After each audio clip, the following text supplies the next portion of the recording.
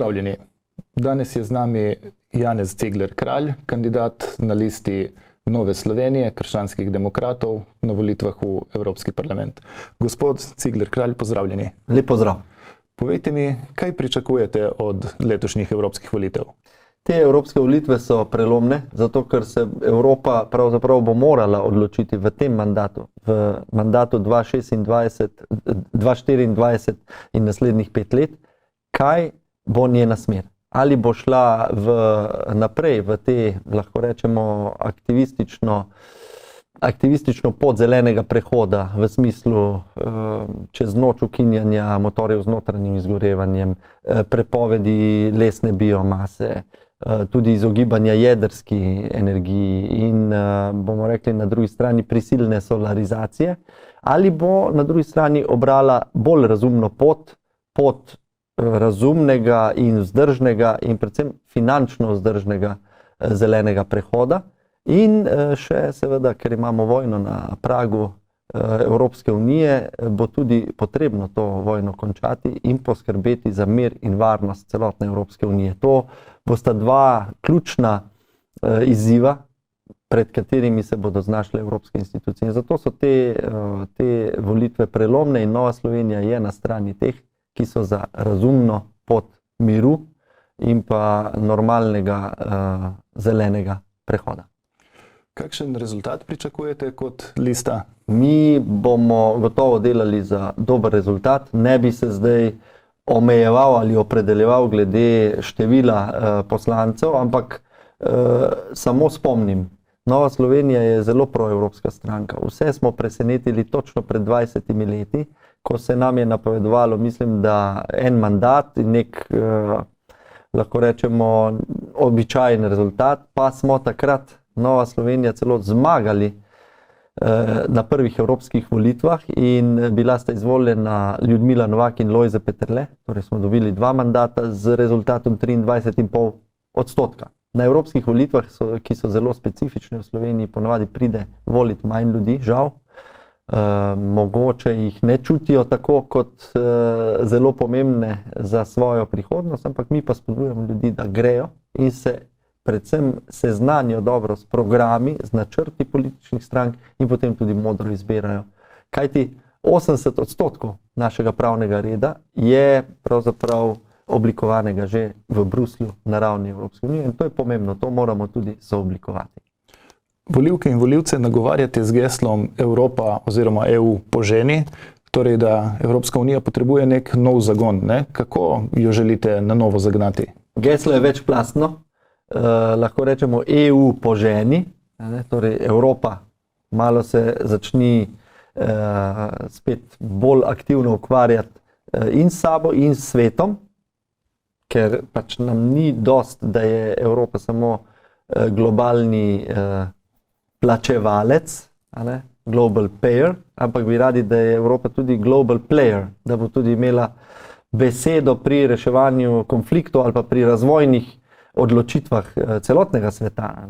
Tu je Evropa gotovo stala zadaj. Na drugi strani je pa lahko to geslo tudi osebno, recimo, če gre to za kolegico Ljudmilo, Ljudmila poženi EU, Janez poženi EU, Matej Tonin poženi EU, torej mi bi radi tudi malo pognali vse to kolesje, ki se je v zadnjem desetletju izkazalo, da je malo okorelo, preveč je birokracije, ljudje čutijo, da ni stika in to bi radi prevetrili in pognali. Se zavzemate za več Evropske unije v Sloveniji in tudi v Evropi v prenesenem pomenu? Evropa je že v Sloveniji, zelo močno v Sloveniji. Ustanovitelj naše stranke, pokojni dr. Bajuk, je ob vstopu Slovenije v Evropsko unijo 2004 izjavil, Slovenija se je vrnila nazaj domov. Torej, mi smo tu doma in Evropa je v nas, mi pa smo v Evropi. Mi se predvsem zavzemamo, da bi ta Evropska unija postala bližja ljudem, da bi ljudje čutili, da je zelo pomembno, kaj se dogaja na ravni Evropske unije, kaj se odloča, kam se usmerjajo fondi, torej finance Evropske unije, v kakšne programe, v infrastrukturo, kaj mi od Evropske unije že imamo, smo dobili in kaj se še da dobiti in bomo dobili.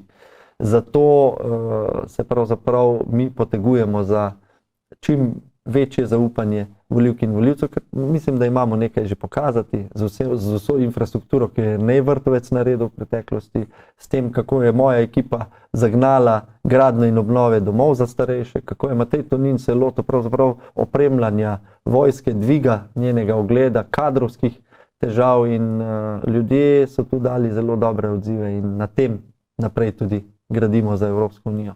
Kaj pa vloga Slovenije v Evropski uniji? Smatrate, da Evropa potrebuje več Slovenije?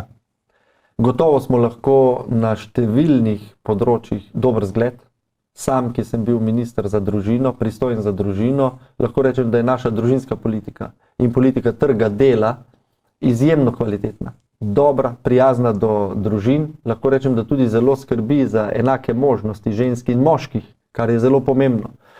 Se mi zdi, da se ima Evropska unija veliko za naučiti od nas glede usklajevanja družinskega in poklicnega življenja. Slovenija je, lahko rečemo, unikum in zelo sem ponosen, ko sem kjerkoli v tujini, ko predstavim, da imamo najvišji odstotek zaposlenih žensk, ki so mamice. To pomeni, da mi zmoremo kot družba ustvariti tak model, da ženski ni treba nekako izključujoče izbirati med kariero in družino, ampak da se ji omogoči, da to dvoje uskladi, kombinira in se odloči za oboje. In mislim, da je lahko tako tudi številne ženske so tako tudi bolj izpolnjene in se jim ne dela krivica, da se morajo delu svojega življenja odpovedati. Tako da več Slovenije v Evropski uniji bi gotovo pomenilo to in drugo, mi imamo čudovito okolje. Mi imamo najvišjo kvaliteto življenja, si upam trditi, v Evropski uniji. Zaradi kombinacije čistega okolja, vseh teh naravnih bogastev, ki jih imamo, voda, les, čista narava. Imamo na majhni površini zelo raznoliko naravo, torej lahko izkusimo Alpe in morje v istem dnevu.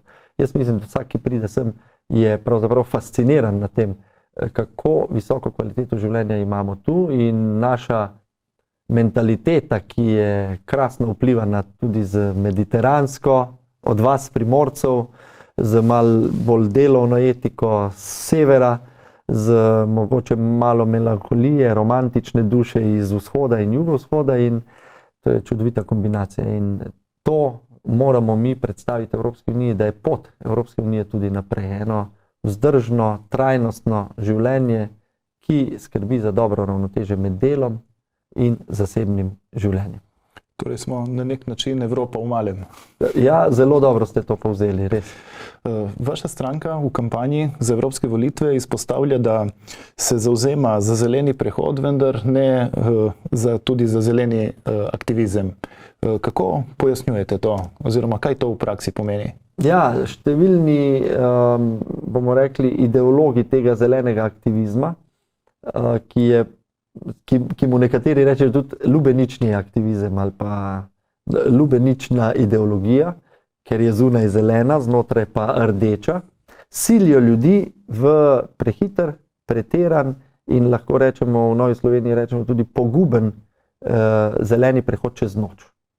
Ena izmed posledic takega siljenja, aktivističnega siljenja v nepremišljene poteze je bila odločitev za ukinitev motorjev, vozil z motorji na notranje izgorevanje do leta 2035. Ena izmed takih posledic, smo jo v Sloveniji zelo občutili, je bil predlog, da se prepove kurjenje lesne biomase, torej drv po domače, kot primarnega vira energije za ogrevanje domov v novogradnjah in v obnovljenih hišah, kmalu zdajle z letom 2025 julijem. In smo se temu uprli. Hvala Bogu, smo bili uspešni, je vlada to morala umakniti iz energetskega zakona. Ena izmed takih posledic je tudi demonizacija čistega fosilnega goriva, zemeljskega plina, kjer vlada ga še vedno hoče izločiti, pa je neprecenljiv pri ogrevanju in kot energetski vir za večstanovanjske stavbe, za urbana središča v mestih je plin nepogrešljiv pri ogrevanju večstanovanjskih stavb. In lahko rečemo, da tudi lahko dam kot primer nasprotovanje gradnji jedrske elektrarne Krško drugega bloka. je tudi posledica enega takega aktivizma. Mi vemo, da podnebne spremembe so, da bomo tudi morali se prilagoditi in najti nove načine življenja. Recimo na obali, ki je razvito oljkarstvo, vinogradništvo, ne. Tu verjetno brez protitočnih mrež, brez pri sadjarstvu, v Vipavski dolini, brez oroševanja, brez namakalnih sistemov ne bo več šlo. Ampak mi ne smemo ljudi siliti v odločitve čez noč, ukinitve dosedanjih praks in uvajanje novih, ker ljudje tega finančno ne bomo zmogli. In bomo ljudi pahnili v energetsko revščino, ne bomo pa imeli nobenih virov, da bi jim v tem pomagali. Torej, mi potrebujemo nek razum in dober dialog med na eni strani pridelovalci hrane, kmeti in naravovarstveniki. To dvoje, ti dve področji nista sovražniki, ampak so partnerji v zelenem prehodu. Pravite tudi, da se zavzemate za ohranjanje evropskega načina življenja. Kaj za vas pomeni evropski način življenja in kaj je tisto, kar je vredno ohraniti? Evropski način življenja je način, zaradi katerega je Evropa najbolj privlačen prostor, lahko rečem kar na svetu, za življenje. Torej, mi živimo dobro kombinacijo dela in zasebnosti. Visoko cenimo svobodo govora, svobodo odločanja o načinu svojega življenja. Tudi, lahko rečem, visoko cenimo enake možnosti žensk in moških.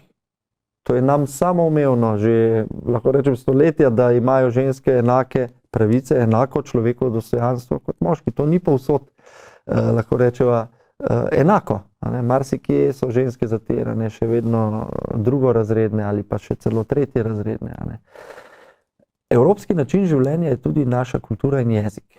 In ravno zaradi tega smo mi nekako predlagali, če se spomnite, rešitev teh jezikovnih pripravljalnic za tiste prebivalce Republike Slovenije, katerih materni jezik ni slovenski.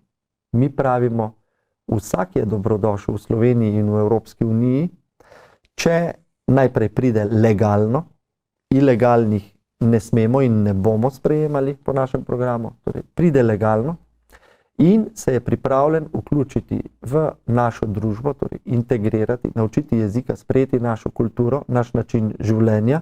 Torej je normalno to, da so ženske enakopraven člen naše družbe in vstopna točka za sprejetje naše kulture in našega načina življenja je, da se naučimo tudi naš jezik. In mi smo predlagali pripravljalnice pred osnovno šolo, da bi s tem pomagali otrokom, da bi lažje sledili v osnovni šoli, potem tudi gotovo lažje izstopili iz neke odrinjenosti, iz roba družbe, da bi si ustvarili življenje pri nas.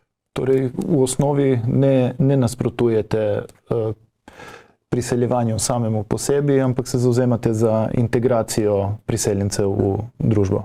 Zelo jasno je treba ločiti med ilegalnimi migracijami in legalnimi migracijami. Ilegalne niso dobrodošle, niso pod nadzorom, ne vemo, koliko jih ljudi je, s kakšnimi nameni so prišli.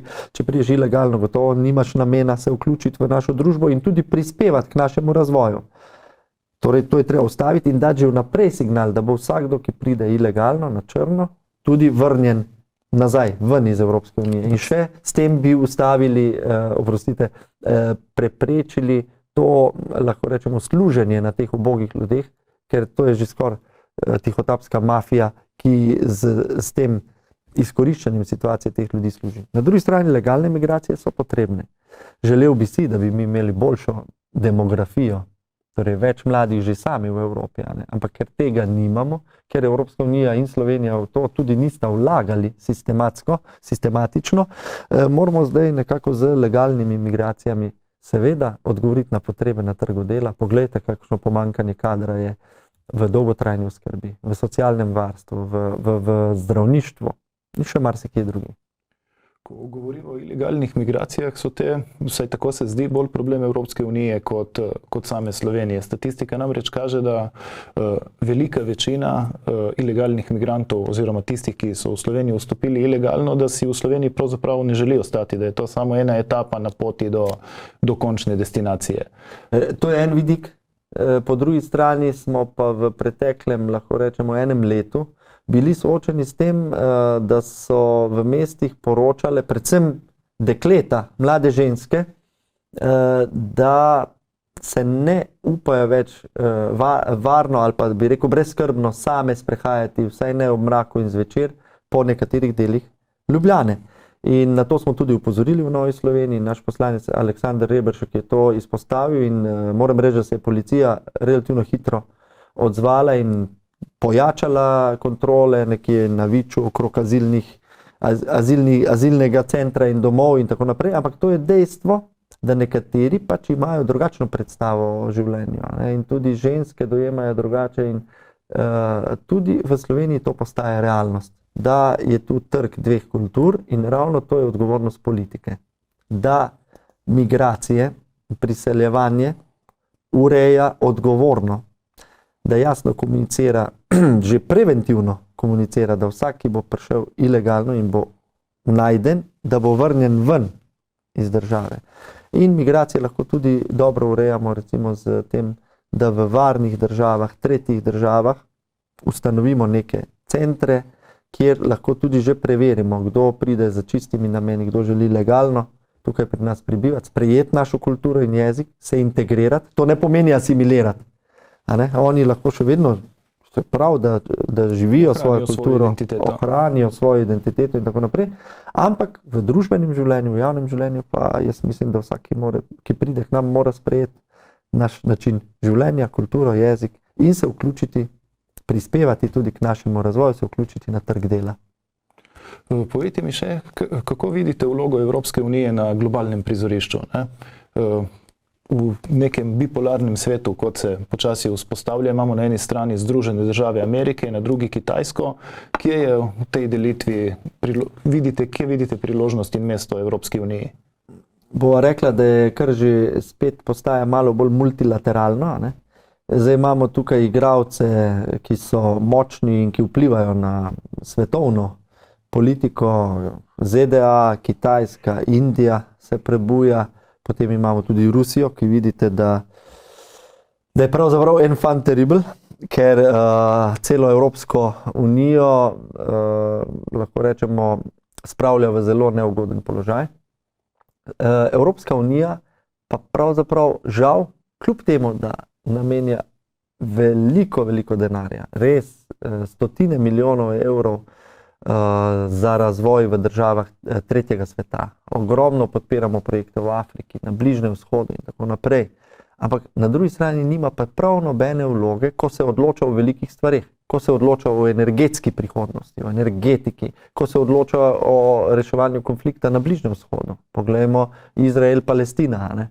Evropska unija bi tu morala biti prva, ki bi bila mirovni posrednik, ki bi nekako predlagala to, kar smo mi tudi z našim predsednikom Toninom predlagali, da bi lahko tudi Slovenija bila gonilna sila, tudi zaradi svoje vloge v varnostnem svetu sedaj, da bi šli z misijo modrih čelad, misija varnostnega sveta v Palestini, da bi naredili neko premirje, črto potegnili med njimi in končali te grozne spopade. Evropska unija tudi ni, bomo rekli, noben igralec pri drugih globalnih vprašanjih, ne? In tu je potrebno Evropski uniji vrniti to moč, da bo lahko se spet postavila kot posrednik, kot eden izmed ključnih odločevalcev o tem, kam in kako se bo v prihodnosti odločalo. Menite, da je to posledica tega tudi, da posamezne države članice oblikujejo svojo samostojno zunanjo politiko in da Evropska unija po vprašanju zunanje in varnostne politike ni dovolj centralizirana? Tudi to.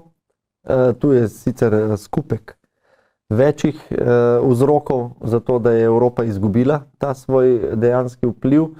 Gotovo je eden izmed vzrokov to, da nimamo dovolj učinkovitega in hitrega operativnega odločanja o skupni zunanji varnostni politiki. Gotovo je eden izmed vzrokov tudi to, da se bruseljski nivo nekako v zadnjih desetletjih izrazito odmaknil od dejanskega življenja, se zelo zbirokratiziral. Zato je ena izmed glavnih točk našega programa tudi zmanjšanje birokracije na ravni Evropske unije in na ravni odločanja.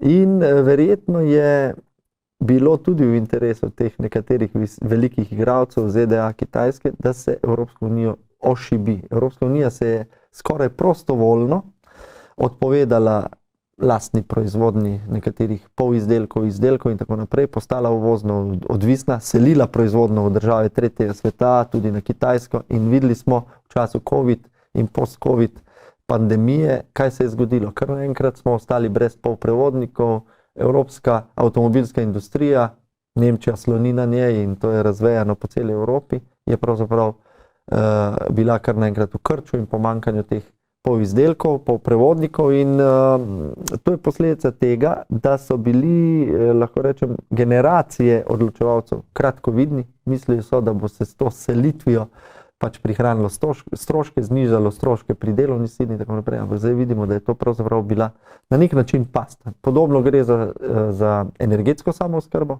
in podobno lahko rečemo tudi za prehransko samooskrbo. Vse to bo potrebno nekako spet nazaj uravnotežiti. Ne govorimo o protekcionizmu, ampak hkrati bo pa treba Evropo tudi ojačati. Še posebej, in s tem zaključim z odgovorom na to vprašanje, če bo v ZDA na volitvah, predsedniških volitvah zmagal Donald Trump, se Evropi ne bo pisalo nič dobrega glede obrambno-varnostne politike, ker Trump bo gotovo izpolnil svoje grožnje, da ne bo Amerika več prevzemala skrbi, seveda tudi finančnih posledic za skrb za varnost Evrope. Mi imamo pa tule agresijo Rusije v Ukrajini in ne moramo si privoščiti, da ostanemo kar naenkrat goli in bosi pred to nepredvidljivo Rusijo.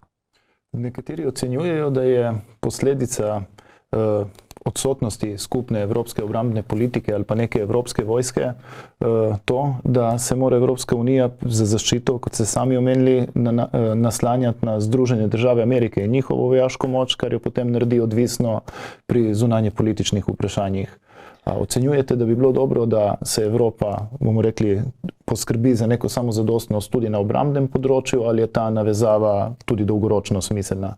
Glejte, globalno gledano, smo se odločili skupaj z vstopom v Evropsko unijo, da smo vstopili tudi v zvezo NATO. Tam velja načelo eden za vse, vsi za enega, mušketersko načelo. Torej, če smo se mi odločili, je dobro, da držimo tudi smer naprej, da smo fair ali pa korekten partner tega zavezništva NATO. To pomeni, da tudi prispevamo, ne samo jemljemo to kolektivno varnost. Seveda bo pa morala Evropska unija, torej s pohitritvijo in zmanjšanjem birokracije na področju odločanja o obrambnih in varnostnih zadevah, tudi narediti nekaj na krepitvi svojih sil. Mislim pa, da ni še čas ali pa ne moramo še razmišljati o evropski vojski. Vsekakor pa lahko Evropska unija znotraj naredi nekaj, da zmanjšamo recimo razpršenost naših, bomo rekli, tehničnih sredstev.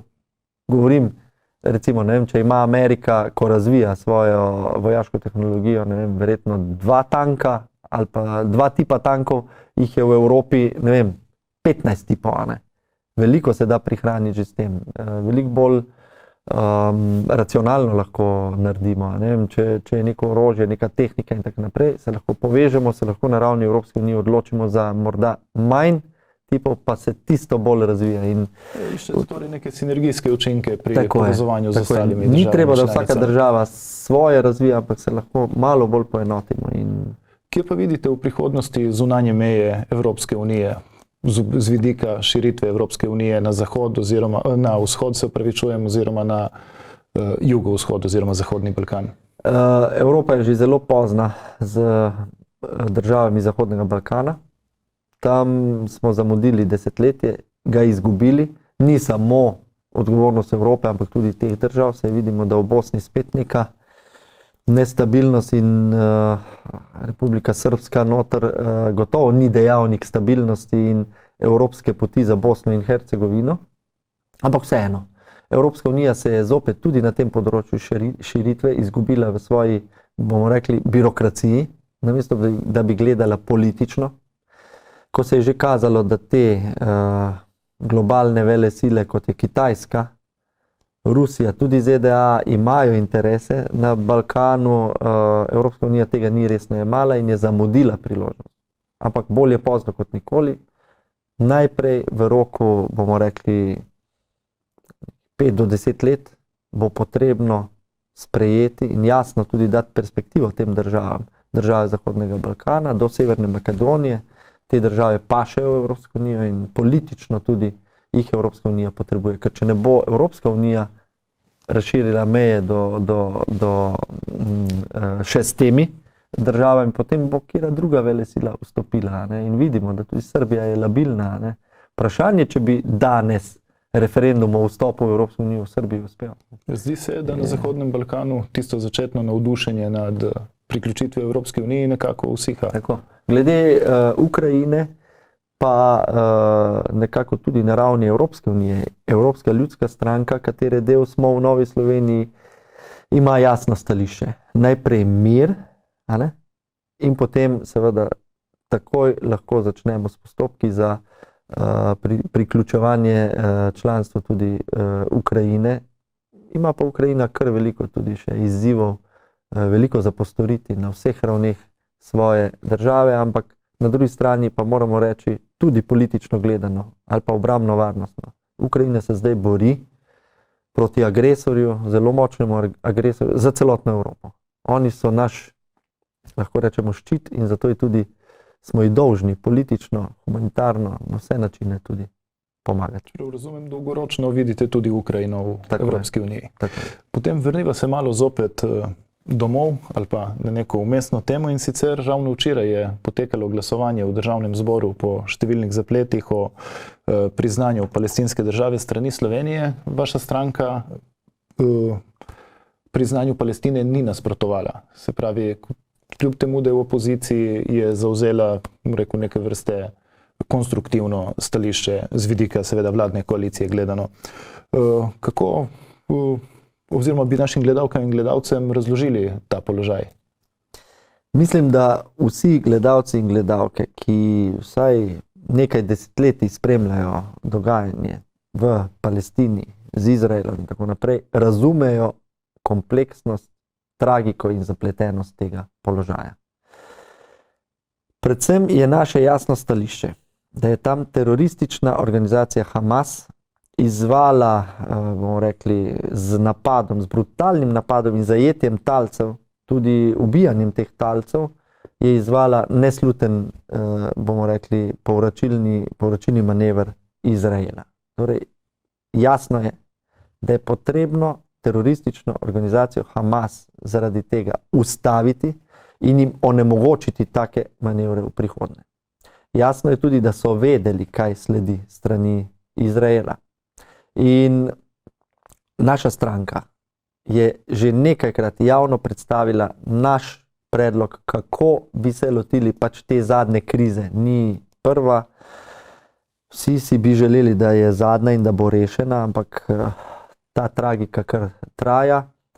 Najprej je potrebno doseči premirje, torej ustaviti boje. To bi lahko naredili najbolj učinkovito, tudi Slovenija, s tem, da bi preko Varnostnega sveta predlagali misijo, kjer bi z modrimi čeladami šli v Palestino, ustavili premirje.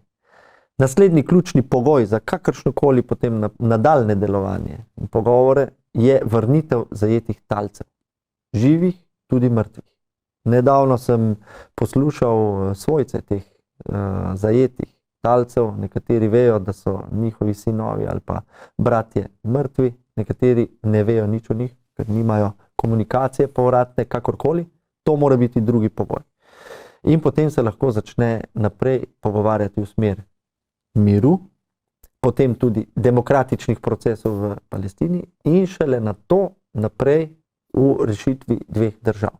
Torej, muslimanski svet, podporniki Palestine morajo nujno priznati Izrael. Izrael in ostali svoboden svet prizna potem demokratično izvoljeno oblast v Palestini in njihovo suverenost. Naša vlada se je odločila, žal, za notranje politično zlorabo tega vprašanja. Pripeljali so ga na silo v čas okoli evropskih volitev oziroma v čas kampanje pred evropskimi volitvami, podobno kot referendume o konoplji in o evtanaziji. In zdaj je bilo to v Sloveniji prenapeto. In ni bilo mogoče razumno se pogovarjati o teh zelo, zelo težkih in tragičnih zadevah. Zato smo se v Novi Sloveniji odločili na koncu, da ne bomo nasprotovali temu priznanju, povedali bomo pa jasno, da je to slepilni manever in da je to grda zloraba Golobove vlade, ki si jo je privoščila Golobova vlada nad ubogim, lahko rečemo, palestinskim narodom. Včeraj smo Palestino, torej jo je Slovenija, predvsem za to levo Golobovo večino v parlamentu priznala, danes tam nimamo miru, a ne? Čeprav so govorili, da bo to takojšnji garant in korak k miru in da bomo s tem pomagali. Žal, to ni bila prava pot. Čeprav razumem, vidite priložnost za Slovenijo v delovanju prek mednarodnih institucij oziroma z svojo vlogo v nestalne članice v Varnostnem svetu Združenih narodov in tudi Evropske unije. Na tem področju se nam zdi, da bi mogoče lahko bolje izkoristili status nestalne članice tudi v odnosu do recimo Bruslja. Vsekakor, vsekakor. To je mesto, za katerega smo si začeli prizadevati že v času naše vlade, ko smo bili mi v vladi še 2020 do 2022. Ne? In smo veseli, smo delili veselje, ko se je zgodilo že sicer v mandatu te vlade, to, da smo bili imenovani oziroma izvoljeni tako in da smo bili uspešni in to je skupni uspeh. Ne? Primer dobre prakse, kjer bi lahko na nekaterih teh kriznih žariščih, kot je Palestina, resnično iskreno in kot, lahko rečemo, pošten posrednik uveljavili to pozicijo. Zdaj, jaz mislim, da se poraja dvom, da je Golobova vlada iskreno želela pomagati Palestini s tem, da smo jo včeraj pač čez noč na hitro, na silo priznali. Ker pravzaprav koga smo pa priznali? Kdo je izvoljen demokratično v Palestini, ki bi lahko to priznano suverenost in neodvisnost v Palestini zdaj tudi dejansko uveljavljal? Po zadnjih volitvah na Zahodnem bregu Fatah, v Gazi pa Hamas. Hamas pa je teroristična organizacija in to je pravzaprav spet še ena možnost, da bo Hamas zlorabil svojo pozicijo, ker imamo tudi vedno več poročil, tudi Tomo Križnar je o tem pisal na Facebooku, da ljudje ne poznajo resnice. Hamas, teroristična organizacija, zlorablja svoje ljudi, jih ima za živi ščit in za, bi rekel, propagandno vojno. In cel svet je pravzaprav s tem zaveden. Ja, to je dodatni odtenek kompleksnosti celotne situacije na Bližnjem vzhodu, ampak vrniva se nazaj k Sloveniji. Torej tudi sedež v Varnostnem svetu Združenih narodov je posledica prizadevanj, dajmo reči, vseh polov slovenske politike. Ne? Se vam zdi, da slovenski evroposlanci v Bruslju dovolj sodelujejo, zasledujoče interese Slovenije ali delujejo preveč vsak v svojo smer? Zdaj, ko ste me to vprašali, se ne spomnim, kakšne skupne akcije, bomo rekli, in EPP-jevih in, bomo rekli, socialistov ali pa ostalih, ALDE oziroma zdaj Renew, da bi vsi slovenski evroposlanci pri kakem ključnem projektu sodelovali.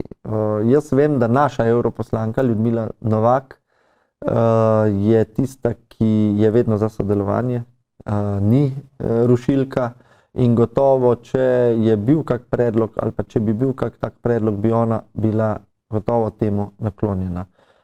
Sam si predstavljam, da bi lahko več slišali o sodelovanju vseh evropskih poslancev. Sem pa, to pa moram povedati, ker to je bil ta mandat evropskih poslancev kot minister in kot predsedujoči svetu Evropske unije za socialne zadeve in za trg dela, se srečal z poslankami in poslanci, torej vseh političnih skupin in smo razpravljali o teh, bomo rekli, izzivih, s katerimi smo se takrat soočali. Najprej je bila COVID epidemija, potem smo imeli kar dve močni iniciativi, mi kot predsedujoči, na področju določanja na evropskem nivoju direktive o primernem minimalnem plačilu za zaposlene in pa o preglednosti plačil, pay transparency, to pa ravno tudi tema enakih možnosti ženskih moških. Torej, šlo je za direktivo, ki je zdaj že sprejeta,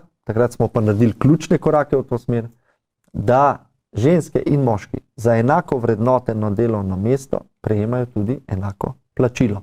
Ne pa, da se dela to v številnih državah, se delajo razlike samo zaradi tega, ker je nekdo ženska, nekdo pa moški. Torej, tu sem čutil neko zainteresiranost, so bili pa nekateri seveda malo bolj izpostavljeni in naklonjeni sodelovanju, nekaterih pa nismo videli vseh 5 let, ne?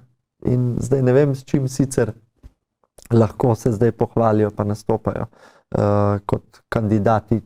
Mislim, da kar vsi ponovno kandidirajo. Ne? Ljudmila Novak pa ima nekaj dobrih zgodb za pokazati. Bila je kar dejavna članica v odboru za okolje in pa v odboru za infrastrukturo in turizem. In tam je bila tudi poročevalka glede turizma. Mislim, da se je zelo prizadevala in uredila še, da so se povečala sredstva za turizem za 40 milijonov evrov in s tem je pripomogla. Hkrati je pa slovenske pridelovalce hrane, kmete, vinogradnike tudi zaščitila, ko se je zelo prizadevala, da ne bi z to direktivo o pesticidih pravzaprav slovenskega kmeta ohromili. Kandidirate na 6. mestu liste Nove Slovenije, kar pomeni, da za izvolitev v Evropski parlament računate na preferenčne glasove. Hkrati z evropskimi volitvami bo 9. junija potekalo tudi oziroma 3 referendumi s 4 referendumskimi vprašanji. Eno izmed njih je tudi o tem, da se uvede možnost preferenčnega glasu na državnozborovskih volitvah. A podpirate to rešitev? Nova Slovenija je načeloma za uveljavitev tudi preferenčnega glasu tudi na državnozborskih volitvah. Je pa res, da smo opozorili, da je to še en prazen manever Golobove vlade, kajti prvič, zakon o volitvah v državni zbor ni izoblikovan, ni napisan, torej mi ne vemo, kakšen bi bil dejansko v praksi ta preferenčni glas. In drugič, ta zakon se mora sprejeti z dvotretjinsko večino, ki je pa v tem mandatu očitno tudi zaradi zablod Golobove vlade ni. In na to opozarjamo. Mi smo pa načeloma za uvedbo preferenčnega glasu, torej večji vpliv volivcev na to, kdo iz liste je izvoljen. Tako kot ste sami dali že primer, evropske volitve so lep primer tega, kako lahko daš moč volivcu, da tudi znotraj liste izvoli nekoga s preferenčnimi glasovi. In imamo nekaj primerov že v preteklosti. Kaj pa pri ostalih referendumskih vprašanjih, torej o pomoči pri prostovoljnem končanju življenja in rabi konoplje v osebne in medicinske namene? Kako stojite po teh vprašanjih? Ja, Državna volilna komisija je nedavno napisala, da prvič v zgodovini imamo 5 glasovanj v enem dnevu, naenkrat. In to je kritika, ki smo jo naslovili zopet na Golobovo vlado, da se zlorablja in ugrablja kampanjo pred evropskimi volitvami tudi za te, lahko rečemo, popolnoma neevropske teme, ki nimajo nič veze z evropsko kampanjo. Naša evroposlanka Ljudmila Novak je bila jasna. Ljudje velikokrat tarnajo, da ne poznajo dovolj Evropske unije, njenih institucij in kaj se dogaja in kaj se sprejema na tej ravni. In ravno kampanja pred evropskimi volitvami, ko je mogoče to malo bolj predstaviti, tudi narejeno, se je zdaj zopet prekrila in bomo rekli ugrabila s temi vprašanji. Če preidem na vsebino teh vprašanj. Pri konoplji smo v Novi Sloveniji rekli, da glede ureditve gojenja in priprave konoplje za medicinske namene mi načeloma nimamo težav. Stvar je že trenutno urejena. Gotovo bi bili zelo pozorni na mnenje zdravniške stroke glede tega, ki se še ni nekako močno opredelila, ker pač to je potrebno slediti pač strokovnjakom in tu njim zaupamo. Pri vprašanju glede osebne rabe konoplje smo odločno proti.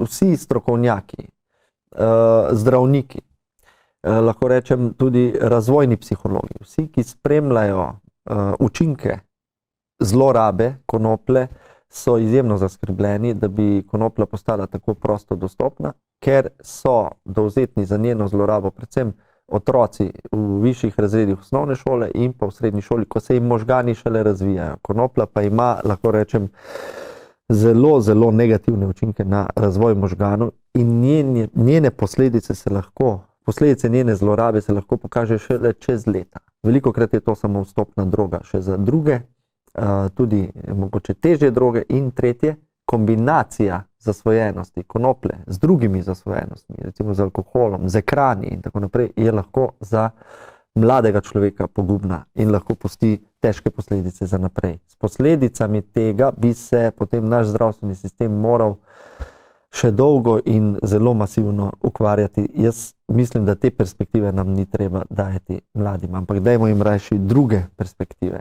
delovna mesta, stanovanja, dajmo jim upanje, da se bo dalo tukaj živeti, da bo tudi dovolj hrane, zdrave hrane in okolje. Tretja stvar glede evtanazije oziroma pomoči pri samomoru smo tudi odločno proti. Mi menimo, da je to, lahko rečemo, pravno in družbeno zdravstveno izjemno negativen predlog. Pravno gledano, naša ustava v 17. členu določa, da je človekovo življenje nedotakljivo. Mi niti smrtne kazni nimamo v Sloveniji in na nek način je že pravno sporno, da bi to urejali z zakonom, tako kot bo referendumsko vprašanje, ampak če bi šli v neke spremembe te ureditve, bi se moralo to na nivoju ustave narediti, izjeme in seveda imeti dvotretjinsko večino za to spremembo. Prav tako kazenski zakonik v 120. členu določa, da kdor napeljuje nekoga k samomoru ali pa mu pri samomoru pomaga, da je to kaznivo dejanje in se kaznuje z zaporom, mislim, da od 6 mesecev do 5 let. To je hudo kaznivo dejanje. Nekaj, kar je zdaj trenutno kvalificirano kot kaznivo dejanje, bi radi, ne vem zdaj iz katerih razlogov, ti golobovi v Gibanju Svoboda in njihovi partnerji Levica in SD spremenili čez noč v neko popolnoma sprejemljivo dejanje, ki bi ga radi še spodbujali. To je nesprejemljivo. Na drugi strani pa je samomor trenutno družbeni in zdravstveni problem. Mi ga dojemamo kot problem in se proti samomoru tudi borimo. Mi imamo svetovni dan boja proti samomoru. In tu bi prišli v shizofreno situacijo, ko bi mi ljudem na eni strani ponujali pomoč pri samomoru, na drugi strani pa bi se borili proti samomoru. Taka družba je shizofrena in ne more obstati in mi se s tem ne strinjamo in smo odločno proti. Preferenčni glas sva pa že pokomentirala. Tako, za konec mi povejte, prosim, je še kaj takega, kar bi radi sporočili našim gledalkam in gledalcem, preden zaključiva, pa vas nisem vprašal? Ja, morda bi v imenu Nove Slovenije, v svojem osebnem imenu, pozval k temu, da naj prvič grejo na volitve. Naj ne nasedajo tistim, ki rečejo, da je vseeno in da smo vsi isti. Politiki nismo vsi isti, ni vseeno, kdo je na odgovornih mestih in ni vseeno, kako se potem ta volilna moč, ki jo dobiš, pretopi v iskanje rešitev. Vidimo, da imamo trenutno vlado z izjemno politično večino v parlamentu in nobene operativnosti, nobenih ukrepov, nobenih obljubljenih reform, nič ni sprejeto, samo nazadujemo. Torej, ni vseeno, kdo je na teh odgovornih mestih. Ljudi pozivam, naj preštudirajo naše programe, naj nas poslušajo, naj nas ne pustijo na mero, naj nam pišejo, sprašujejo in tako naprej, naj bojo zahtevni aktivni državljani in državljanke in predvsem, če menijo, da je dovolj tega aktivizma na vseh področjih, če so za razumen zeleni prehod, če so za legalne migracije in pa proti ilegalnim migracijam in če so za ohranitev našega načina življenja, to pa pomeni ohranitev svobode govora, svobode veroizpovedi, svobode odločanja o svojem načinu življenja, potem naj izberejo listo Nove Slovenije krščanskih demokratov. Sam pa sem še bolj angažiran na področju trga dela, družine, sociale, torej pravičnost, solidarnost znotraj tega in sem pod številko 6 in se tudi priporočam v izvolitev, če vidijo to kot ključne izzive, tudi demografijo, ključne izzive Slovenije in Evropske unije. Gospod Cigler Kralj, hvala, ker ste bili naš gost. Hvala za vabilo in prijeten pogovor.